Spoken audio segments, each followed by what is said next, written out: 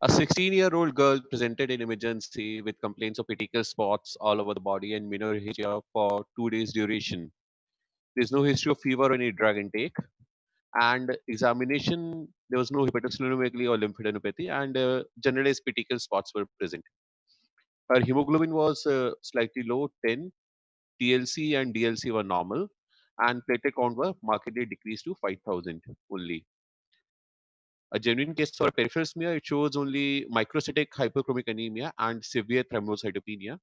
And as Dr. Sanjeevan said, a typical case diagnosis of newly diagnosed ITP was made, and treatment with IVIG followed by steroids for around 4 weeks were done, and the girl had a sustained clinical remission.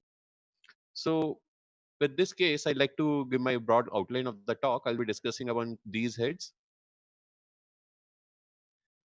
When do the ITP patient present with emergency? Barring the symptoms of fatigue and generalized weakness, the most thing which we are worried in thrombocytopenic patient or ITP patient is bleeding.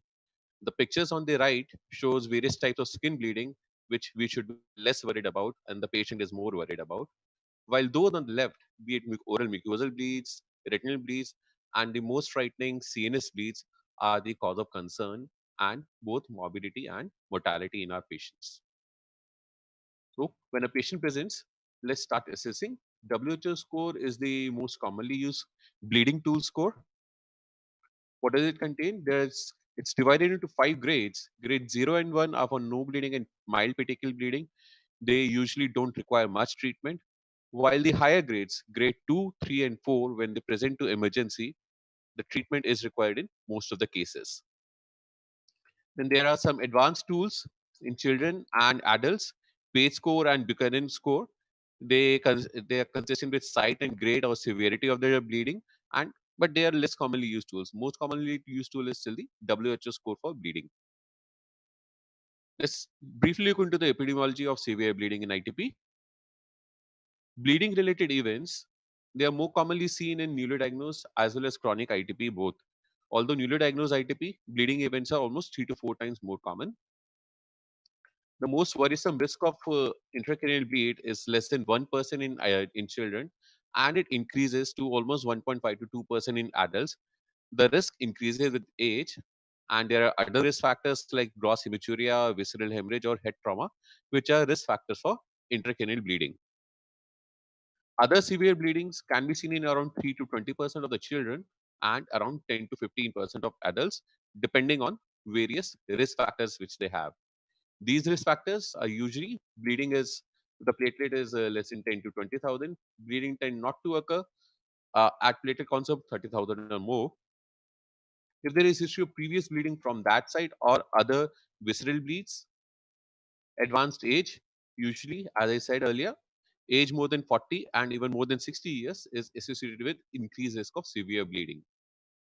Comorbidities like severe hypertension, previous neurological episodes, or patients on antiplatelet or anticoagulant drugs for other reasons.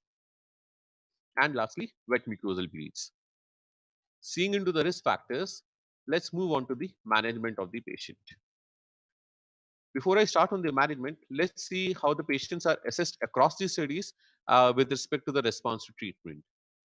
So the response to treatment can be first defined as absence of bleeding and platelet count more than 30,000 or at least doubling from the baseline.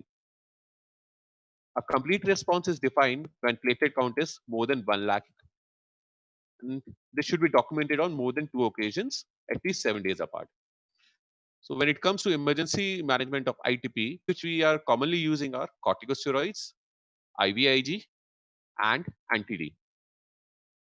Corticosteroids, three steroids are used: methylprednisolone, injectable or oral, dexamethasone, injectable or oral, and prednisolone, injectable or oral.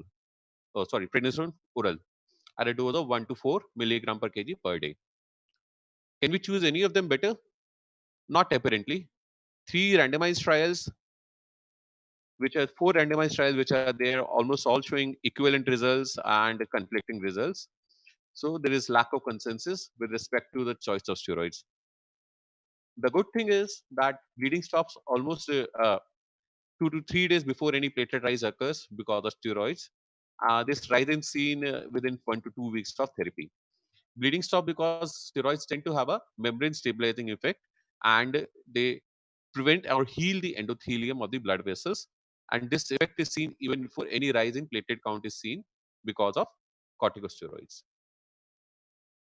Most commonly used medicine in case of acute ITP or in bleeding ITP patient is IVIG. The conventional dose is 1 gram per kg on day 1 and if required on day 2.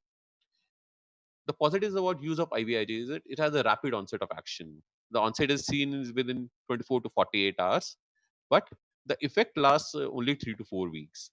So it's an ideal agent to be used in life-threatening bleeding or emergency before surgery. It's effective in almost more than 80% of the patients, and most of the patients are able to achieve a complete response. However, the transient response or a high cost and risk of transmission of bloodborne pathogens are its negatives.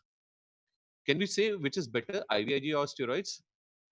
This study is from Turkey, it's published around 4 years back, which evaluated use of high-dose dexamethasone, IVIG, and conventional dose of methylprednisolone. It goes on to say that almost 55 to 65 percent patients are able to respond to either IVIG or steroids, and nothing much to choose between the two agents. Anti-D is the other agent with very rapid onset of action. The conventional dose is 50 to 75 microgram per kg as a single dose. The cost is lower when compared to a 2 days duration of IVIG. The response is as rapid. It's seen in 48 to 72 hours, but it's short lasting as IVIG. But anti-D cannot be used in all the patients. There are some prerequisites for use of anti-D. It should be used only in Rh positive patients. The Coombs test of the patient should be negative. It causes some amount of hemolysis, so the patient should have a higher hemoglobin, more than 8 gram per deciliter, and preferably more than 10 gram per deciliter. And due to the mechanism of its action, it cannot be used in non-splenectomized patients.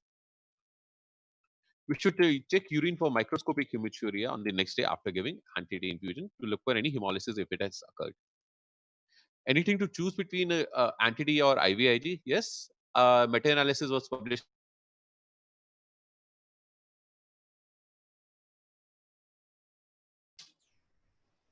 Mukesh, your audio is gone.